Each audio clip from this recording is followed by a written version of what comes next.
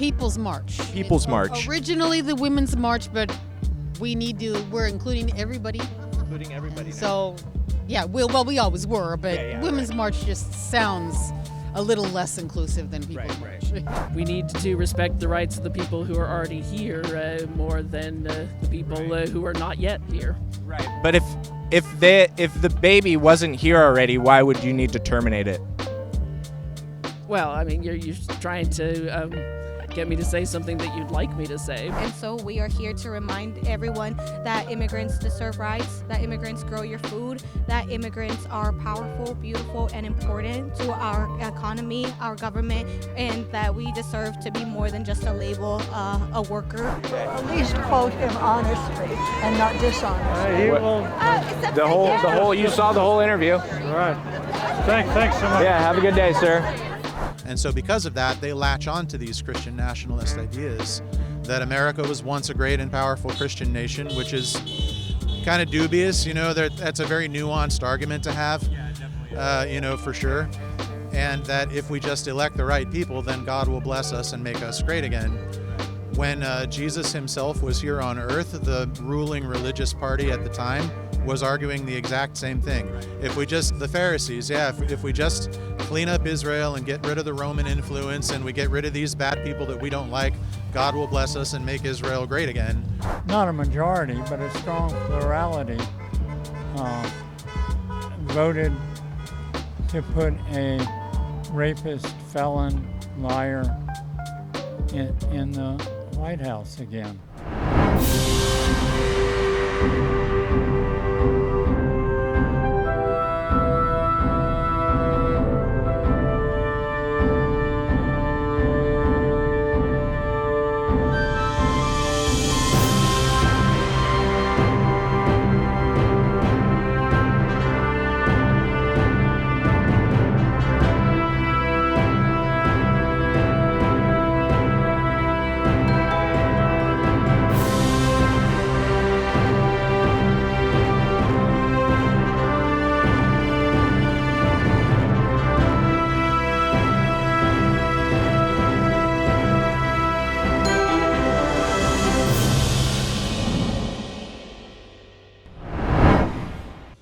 Hey, how's it going, YouTube? This is Aaron again with American Interviews. Today we are down here at the Humboldt County Courthouse. It is January 18th, just 2 days before the inauguration.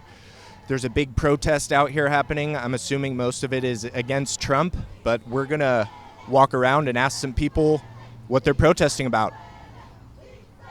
All right, so today we're out here at the Humboldt County Courthouse. It's January 18th, and there's a big protest happening. You want to tell us what's happening here? Definitely. This is the People's March, and it was organized to be able to uplift rights for a lot of people, women that have suffered domestic violence, and immigrants. As you know, we're under a constant attack, especially right now, and so we are here to remind everyone that immigrants deserve rights, that immigrants grow your food, that immigrants are powerful, beautiful, and important to our economy, our government, and that we deserve to be more than just a label, a worker label. We deserve to have beautiful lives and the dignity of living a peaceful life if that's what we choose to have. Right. So would you say that this protest is just kind of encompassing all of the downtrodden during this time that we have in America? I think it is, but at the same time, I have always seen Humboldt County be involved in uplifting democracy, and a lot of protests happen here. So I also see it being a continuous thing that I hope continues, and the people keep on uplifting their power as everything unravels. So yeah, there's been a lot that has fueled this, and I hope that as more is coming out, more people stand as allies and more immigrants remember that they have rights and that they have resources that they can rely on. Yeah. Do you have any concerns or fears with this upcoming administration coming into office? Yes, I fear for our democracy. I fear for how we're turning into an oligarchy. My apologies, my voice. You're good. And I just see a lot of power going to corporations, and so a lot of the power is diminishing within people. I am afraid for the tax cuts that are going to be given to people that do not deserve them. I want to see more rights being given to students for, like, if there's going to be any type of tax cut or relief done, let it be to students, let it be to those who put in a lot of work for their education, and not to the rich who already have more than enough. Yeah. Do you have any fears about Trump's rhetoric about the mass deportations and stuff like this happening? What are your thoughts around that?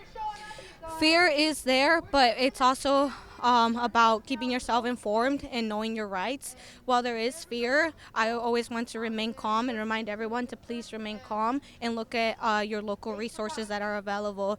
There is fear in the sense of you never know when one of our family members could be scooped up and taken, or be taken have their rights taken away from being able to work, study, being able to live a peaceful life full of respect. There is, but hopefully if we all keep strong together and keep on supporting each other as allies and keep on going to our resources, we can stand together through this. Cool. Well, I appreciate your time today. Thank you for taking a few minutes out of your day. What does your sign say? I am not an alien. I'm not an alien. I am human. Cool. All right. Thank you. Thank you. So today we're at the Humboldt County Courthouse. What was this march called? The protest? This is the People's March. The People's March. Originally the Women's March, but we're including everybody. Including everybody now. So, yeah, we always were, but Women's March just sounds a little less inclusive than People's March. Yeah. Okay, so you want to tell us what the goal of this is today and what's going on? Well, the goal is just to bring people together and make them realize that they're absolutely not alone, but also as well as supporting and thanking the people that have been coming out and holding space for us for generations. We're trying to recruit new people because apparently we're going to be doing this for quite a while. Yeah. With the upcoming administration, do you have any concerns, worries, fears, excitement at all, anything? Excitement?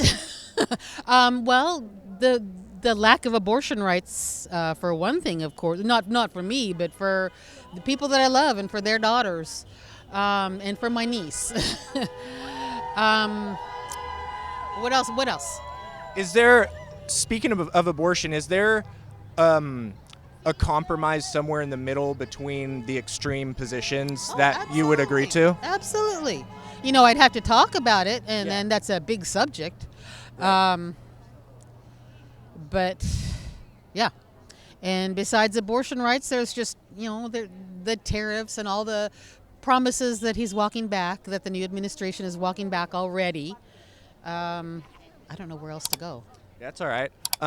Do you think that Trump's administration had anything to do with the ceasefire happening in Gaza right now, or do you think that was pure coincidence a couple days before the inauguration? What are your thoughts on that? I don't know, but my thoughts are that he's not president yet, and the current administration is the one that put in the work to make the ceasefire happen. Right. I don't know all the details, but it just seems kind of ridiculous for them trying to take credit for something that happened before he's even in office. You don't think potentially that maybe the people agreeing to these deals had fears of things that could potentially occur after Trump came into office? I'm sorry, say that again? You don't think that maybe the people that were agreeing to this deal maybe had fears of something that Trump could impose after he got into office? You don't think maybe that was part of the reason why they agreed?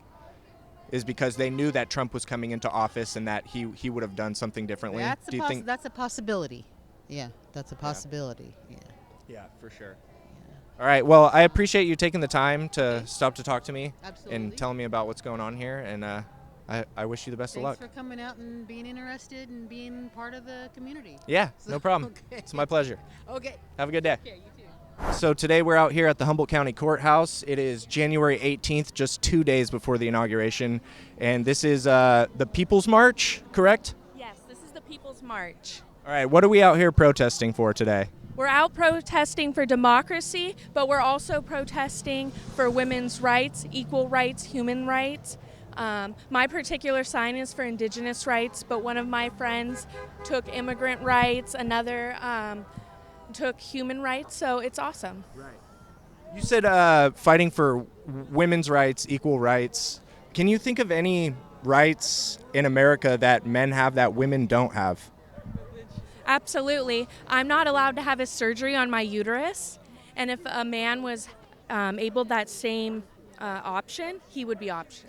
Right, but men don't have uteruses. No, they have scrotums, and if their scrotums was down to their knees, right, a doctor would say, "Oh, we need to fix that." They wouldn't say, "Oh, you need to have a baby to fix that." Right. I think that's a little bit of a conflation right there, but that's fine. Any other rights that you can think of that are specific that men have that women don't have? Absolutely. When we come talk about wage, right, white women do tend to nowadays have an equal or a closer wage to men, but people of color or women of color do not have those same rights or equality. Right. And so when we're talking about women's rights, we're not just talking about white women, we're talking about people of color and all different types of feminism in women. Right. Are you referring to like a wage gap? Absolutely. Thank you. Yeah. So those statistics around the wage gap are a little confusing because it takes into account all working women and all working men, and women tend to choose fields that are pay less. They're not in like STEM, things like that pay a lot higher. I would disagree. These are facts. These are statistics. Oh, okay. I get what you're understanding. What you're saying is that currently the statistics are that there are less women in jobs of STEM. Not specifically STEM, but higher paying jobs. Women tend to take. In STEM? That was one example, yeah. Okay. Yeah. In STEM is a good example. There's just more men working in that field, is what I'm saying. So it takes the stats. Right. Yeah. So it takes the stats of all working women and all working men, and it also takes into account how women take time off for like leave, like maternity leave and things like that. Why would you presume that women of a higher pay would want maternity leave? We have a job, we have a career. Why would you understand where that? It's not really an assumption, but these are just the stats that are out there. Oh, you're just giving me numbers. Right. Okay. Well, I'm telling you as a woman and my experience, and that we are still continuing to see a wage gap between men and women, yes, in science fields and mathematic fields, but I also would add that we are adding more STEM research into our colleges. So like Cal Poly, those places have access to getting careers now because they are allowed grants, they're allowed scholarships, and so we might see that in the next 5 to 10 years. Yeah, women might get into science, we might get into NASA. We might get into those things because now we have an ability to. Now we have a space to do that. Right. There will be women for sure that will be interested in that, but just in general, on average, men are more interested in things and women are more interested in people. So these are the kind of fields they tend to gravitate towards, right? Like teachers, psychology, things that help humans, and then men kind of like are inventors. They like things, right? They're not really people oriented as much as women are. When you look at inventors, you look at people like Elon Musk, right? And that's not supporting women's rights. That's not supporting democracy. That's supporting a fascist. So you get what I'm saying? Like, yeah, men have higher paying jobs, but they also are the 1%. They also are the people that are not giving out to people. And I could absolutely agree with you saying that women care about people, because we do. But if men are only required to talk about money and power and are able to shift and see women as equal in these fields, then that's what we here today are working on. For sure. Yeah, I totally get that. For sure. And sorry your son is in the ice. Oh no, you're good. You're good. It's normal for me. All right, awesome. Yeah. Is there anything else specifically that you're out here protesting today? Like worry about the new incoming administration, immigration, things like this? Yes, I think everyone here has a different and a specific thing that they're looking at. Immigration is one of them. We have immigrants make America great again. That was one of the signs that I've seen here. And deport the racists. Like, we don't want racist people here. That's not what our country is about. Our country is founded on hardworking immigrants, hardworking men, hardworking women. And a lot of times people don't understand in order to get those social services, you have to be working. Right. Yeah. So would you say that the People's March here today is kind of like an all-encompassing thing for that people that are worried about, the upcoming administration, problems that are going on in our society? Oh, absolutely. We're concerned about the upcoming administration, but I also think that we are calm and collected, and we're coming together to say, okay, these are the people that are going to protect me during these times. These are the people that are going to protect me when they say bad things about LGBTQ people or sexist things or things that maybe I don't agree with. Here, these people, they agree with what I agree with, which is peace. Peace and love, right? All right. Thank you for giving me a couple minutes of your day, and I really appreciate it. Thank you. Hope you have a wonderful day. Black lives matter, all lives matter. So we're out here at the Humboldt County Courthouse for the People's March, and I noticed your sign. You want to turn it around for us so they could see the other side? RIP, human rights. You want to tell us a little bit more about the thought behind this? Well, rest in peace, human rights, because there's so much that with the turn of politics in our nation that we're seeing rights for everyone just trampled and siphoned away. And if the Project 2025 gets to achieve even a portion of what they've said they're aiming for, that's just going to continue, and it's going to become an autocracy, an oligarchy, as we're already seeing, and everyone, women, immigrants, people who are not white Christian nationalists, are all just going to be trampled underfoot. You said rights were being stripped. Can you think of any specific rights that are being taken away? Just the right to make one's own decisions for oneself, a woman's bodily autonomy, the right to actually exist in this country without fear. So many people who may have undocumented immigrants in their family now having to face the risk of all being deported. The feeling that this is our country and that we have the right to be here and we can be confident in being here without knowing that there are people metaphorically gunning for us to take our rights as Americans and as human beings away. Yeah. You were mentioning, I think you were alluding to abortion in the beginning of that statement. What would you say to the people that would purport that the baby inside of a woman's body is a different body?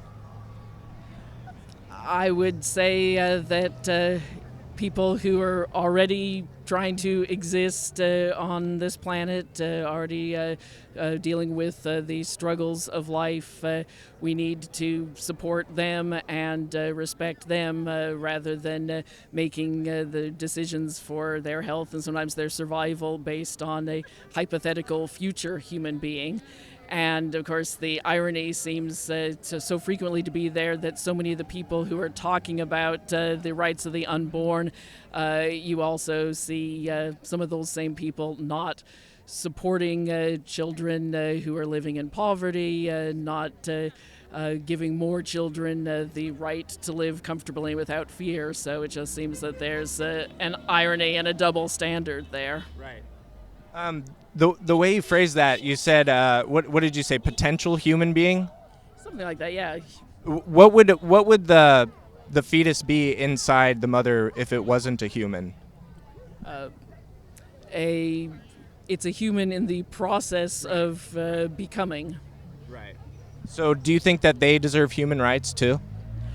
I think that we need to respect the rights of the people who are already here more than the people who are not yet here. Right. But if the baby wasn't here already, why would you need to terminate it?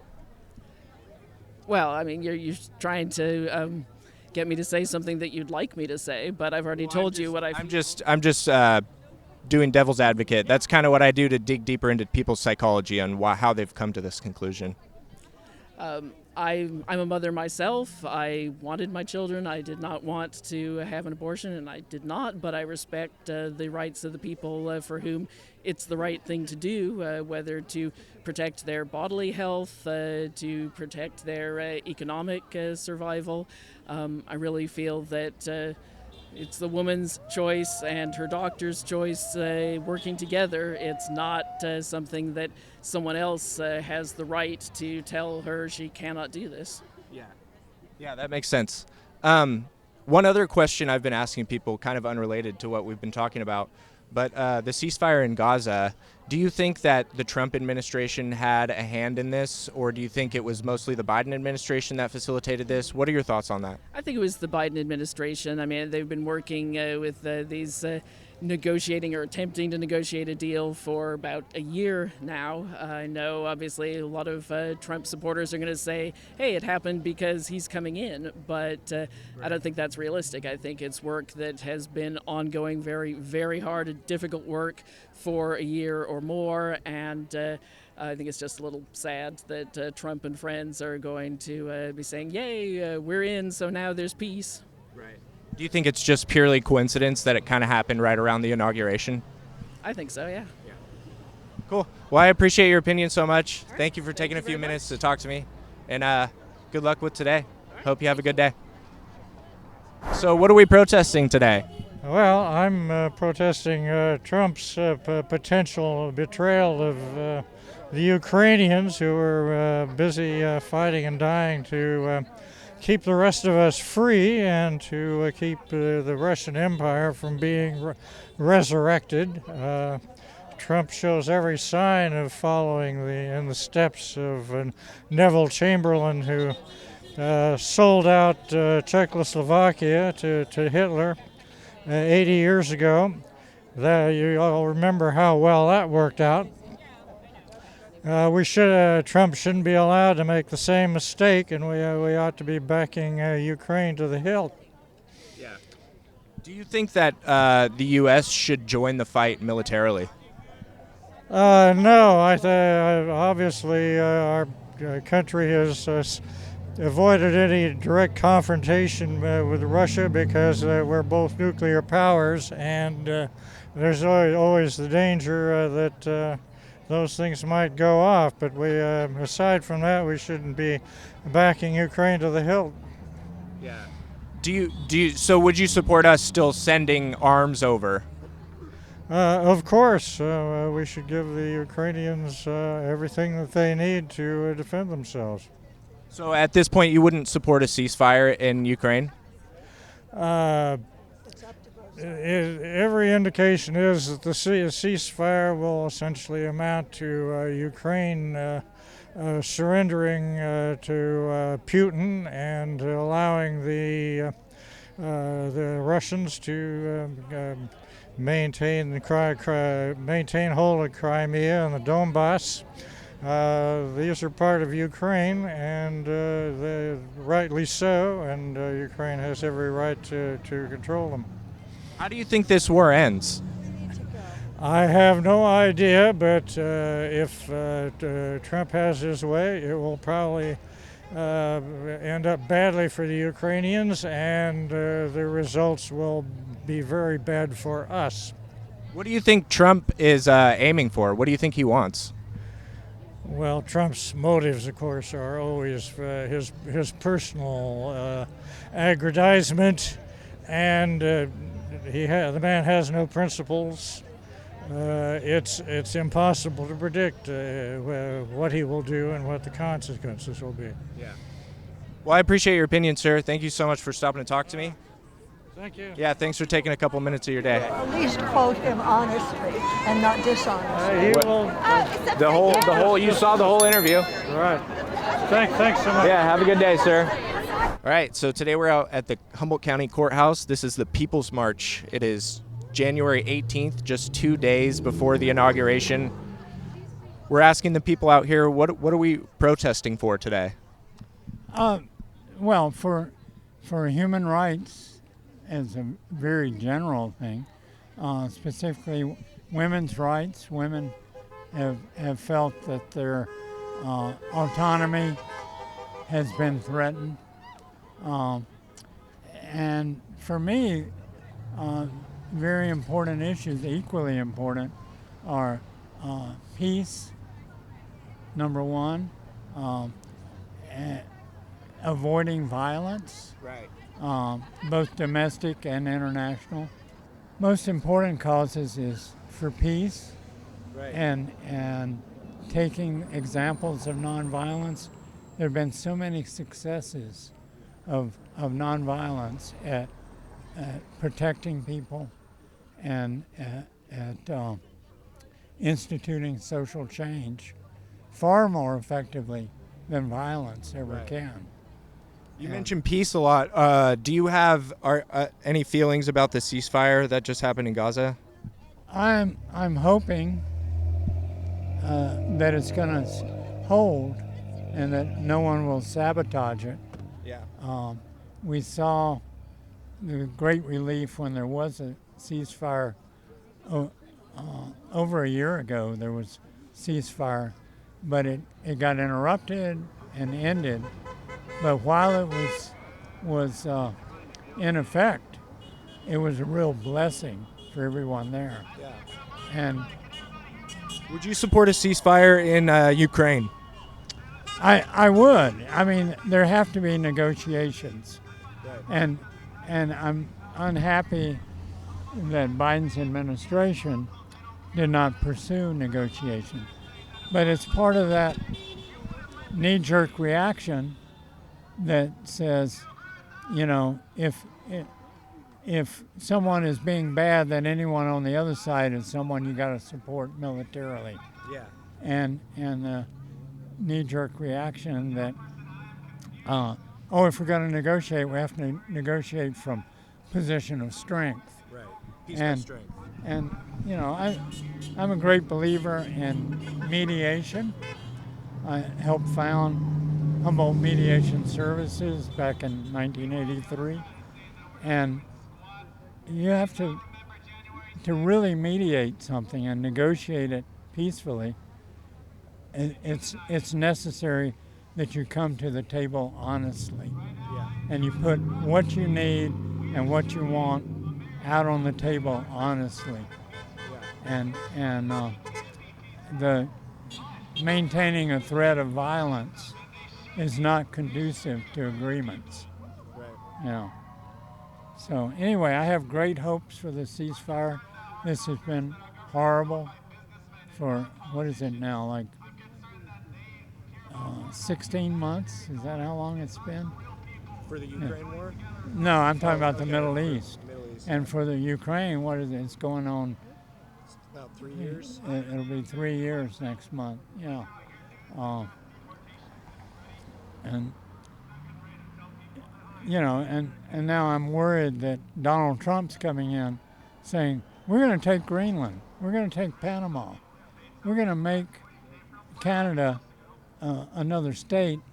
We won't do it by violence, we'll just use economic pressure.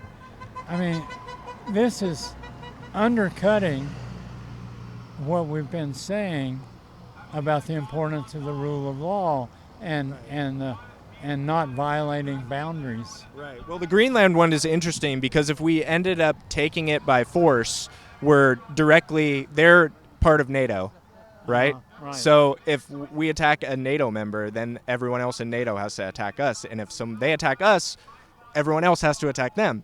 It's kind of like a catch-22 there. Is there anyone around DJ Trump that's smart enough to convey that to him? I'm sure there's some people there. I don't know. Yeah.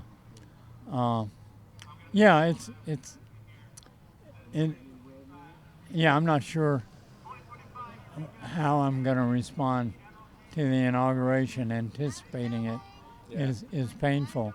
I mean, it's not so painful to have Trump in the White House again as it is to recognize that a plurality, not a majority, but a strong plurality, voted to put a rapist, felon, liar in the White House again. You know, I mean, I'm okay with a two-party system, but surely they can find someone with some morals and decency to put on their ticket. Yeah, right. Well, on the Democratic side, they just kind of installed Kamala. They didn't really even have a caucus or a vote or anything. They just kind of put her in after Biden dropped out. She was elected vice president. Right, but she wasn't elected to run for president. Yeah, there was no primary there. Right. Yeah. Obama was pushing for one, but they didn't end up getting one. I don't think that hurt the Democrats' chances as much as the war did. What's that? Can I ask him something? Sure. He's my husband. I just Oh, sure, yeah. Logistics. Thank you for your time. Oh, I don't want to interrupt. Oh, no, we had a long conversation, so we're good. Thank you for your time. Yeah. Have a good day. Perfect. Look, your sign blocks the sun. Yeah, totally. Perfect. All right. So today we're out here at the People's March. It is January 18th, just 2 days before the inauguration. I'm out here asking people what they're protesting for today. Well, it's not so much a protest as it is a demonstration of things that we're for. Okay. And if you look around at the signs, you'll see people that are demonstrating for equal rights. They're demonstrating for environmental issues. For me, Christian nationalism is a big concern for me because I think it's justified a lot of the attitudes that we're seeing in our upcoming administration that I don't think are really in keeping with the tradition of the Christian faith. It's been kind of hijacked and weaponized for political purposes, and it's been done before. You know, this isn't the first time. But for a lot of people, the first time they see something, they think it's the first time. Right. You know, that it's the first time it's going around. And when you have these voices that in fact are minority voices, but they have a really big megaphone, a lot of people believe that these beliefs are a lot more widespread and influential than they really are. Right. Yeah. Are you religious at all? Yeah. I'm a Christian myself. I'm a former minister. And I was in ministry for a long time, 20-something years, something like that. And I've seen this over the last couple of decades, this growing Christian nationalism and the influence that it has on American politics, particularly when it comes to, issues of gender, LGBTQ rights, environmental justice issues, immigration, all kinds of things. And they're things that Christ spoke about pretty explicitly a lot of the time, and I think if Jesus were to show up to some of these, Christian nationalist gatherings, I don't think he would recognize this as the faith that he started at all. Right. Yeah. Do you think that there's just malevolent actors that use this as like a cover for their, malevolent behavior? Yes, there are definitely a lot of bad actors out there, and they know full well that this doesn't represent Christianity in a historical sense. Or really have anything to do with the message of Jesus himself.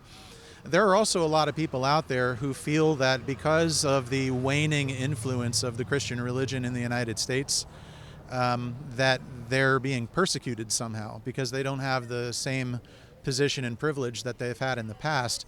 And so because of that, they latch on to these Christian nationalist ideas that America was once a great and powerful Christian nation, which is kind of dubious, that's a very nuanced argument to have, for sure.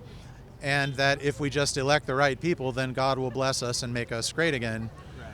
When Jesus himself was here on earth, the ruling religious party at the time was arguing the exact same thing. Right. If we just clean up Israel and get rid of the Roman influence and we get rid of these bad people that we don't like, God will bless us and make Israel great again. Right. And so they wanted a king. They did not want Jesus, who showed up saying, I'm advocating a kingdom, but it's not a political one. Right. It's not a kingdom that's going to have like an office or that you elect people to, This is something that exists inside you.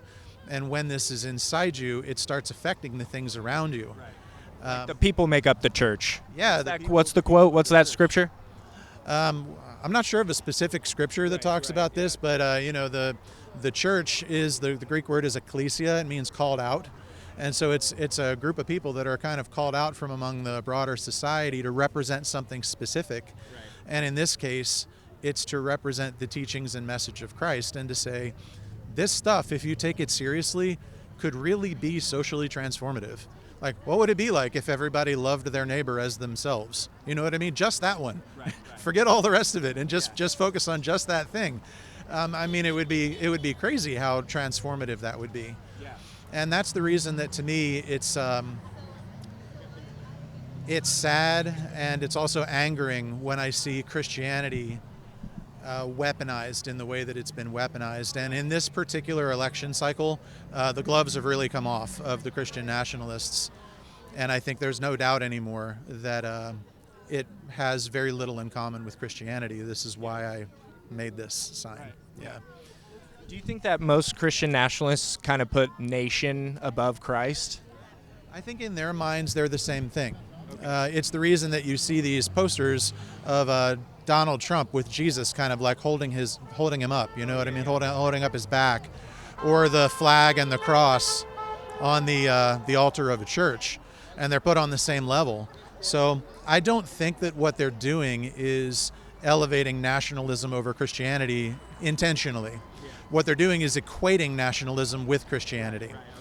And you go back and you see this in the Crusades, you know, you see it in the Inquisition, you see it in colonialism, you know, you see it in the support for the transatlantic slave trade. These were all things that state-sponsored religion said, this is what God wants us to do, is to exploit. Yeah, the origin. They wanted to keep the state out of the church. Was the main reason for that. Correct. In England at the time, the Church of England, or the way we call it in America is the Anglican Church, was the official church. It was sponsored by the government. So they didn't pay any taxes. The priests got a salary from the government, all these things. There are a lot of perks. And then you had a lot of non-state supported churches like the Methodists and the Quakers and the various Baptists and Presbyterians that didn't enjoy that, and so they were non-state supported churches. So when the founders put together the Constitution, the idea was they did not want to have a state-supported church. That didn't mean that they didn't want the church to be involved in public life, you know, because the assumption was that most people are religious. In that day, most people were, although the founders themselves, most of them were deists. They weren't Christians the way most Christians would think of that term. But nonetheless, they were religious. And they wanted religion to be a part of public life, but they didn't want there to be a specific entanglement of religion and national politics. So, yeah, a lot of people have gotten that really convoluted. It's messy. It's messy because you mentioned the transatlantic slave trade, and you said there were Christian nationalists supporting that, but also Christians were the ones pushing to abolish slavery. Yes, They were the abolitionists. And you see this in every iteration of this over the years. When you go all the way back to the 4th century, when Constantine made the Christian religion the official religion of the Roman Empire. It had been marginalized and persecuted up until that point. All of a sudden, basically overnight, it's the official religion of the most powerful empire in the Mediterranean. And there were people that started pushing back on it right away, of saying, we can't take political power. Do you know what this is going to do to the church? Because now all of a sudden we have Rome as our patron, and Rome is really going to be who's calling the shots, not God. And so there were dissenters even then, and it's been like that all the way through the history of the church. So yes, institutional churches were pushing for the transatlantic slave trade. People like William Wilberforce in the British Parliament were working very hard to abolish the slave trade. So there's always been that. And so for me, I feel like we've got the Christian nationalist wing of the Christian faith in America that's ascendant at the moment. You know, they got their guy in office. You know, this is what's happening, whether we like it or not. And they have a voice that is considerably more powerful than the actual numbers they have. You have as many mainline and progressive Christians in the United States as you do evangelicals, probably more. But they don't have a united voice. We don't have our Martin Luther King these days. You know, and I've often wondered, like, if we had a figure like that, what that would do, you know, how that would change things. But I feel like, as a person of faith myself, I have to be willing to push back on our version in our society of Christianity advocating for things that I think are unethical and immoral. You know, as it comes to taking care of the planet that God gave us and entrusted to us, taking care of our neighbors and the less fortunate, who often are the same, and standing up for people that are marginalized in our society. And these are things that as Christians I believe we are called to do. Right. And Christian nationalism has subverted that. And it's tough to have a conversation with people on that side of the aisle because they just immediately dismiss you as not being a real Christian, because of course they've appropriated that. I think that happens on both sides. It does. Yeah. It absolutely does. Yeah. And because my contention would be, I think these folks have elevated nationalism to where, as you were talking about earlier, nationalism has kind of eclipsed their faith, but they don't know that. Especially for people who aren't really actually like involved in reading scripture, or like doing any of the like going to church. They just kind of like adopt the label. Or they're involved in selectively reading scripture. I mean, once someone tells you the Bible says thus and such, and then they give you a proof text verse, you go, well, I guess it does say thus and such, but that leaving out the first part or whatever. Well, yeah, hermeneutics is the study and interpretation of texts, particularly ancient texts, and you can't go in there like an old Bible school saying is a text without a context is a proof text, and generally for a pretext, and that's what people often do. Is God tells us. Here's a funny one that I used to say, is Jesus is betrayed by Judas, and Judas in horror of what he's done goes and commits suicide. Right. So Judas went and committed suicide, and then Jesus, when he's talking about the famous story of the Good Samaritan. And people ask him, well, what should we do? If we see a person in this situation, he tells them the story of the man that took care of him. And he says, go thou and do likewise. So if you take those two verses out of context, Judas committed suicide. Go thou and do likewise. Right there, the Bible commands you to take your own life. Clearly it doesn't, even though those two texts are in fact in the Bible. Right. And so a lot of times you have this spurious stuff that's justified by doing things like that. It's not good hermeneutics, it's not good scholarship. But most of the time, people defer to their leaders to say, well, you've studied this for 20 years, you probably know what you're talking about, right? And you'll just take someone's word for it unless you have a reason not to, And that's one of the reasons when I was a pastor, I would routinely say, here's my interpretation of this specific passage we're looking at, but don't take my word for it. Go out there and do some solid research, and I don't mean Google things, like go get some books from the library and start reading about it and find out there's a diversity of opinions on this topic. Now, of course, I think mine is right, or I wouldn't hold the opinion that I hold, right? Of course I do. But it doesn't mean that it's the only way of looking at things. Right.